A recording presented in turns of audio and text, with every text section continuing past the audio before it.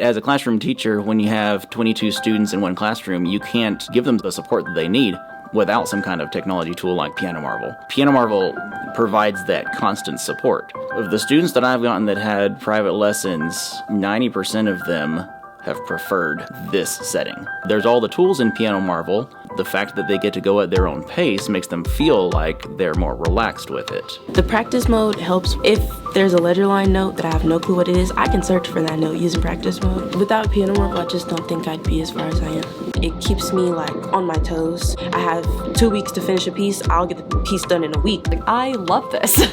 Piano Marvel kind of made it easy to figure out how to learn things, if that makes sense. And so it made me not as nervous because I was like, I don't know how I'm gonna learn piano, what? But Piano Marvel made that really easy to do. It kind of breaks things up for you in a way that it's easy to digest. That way it's not overwhelming.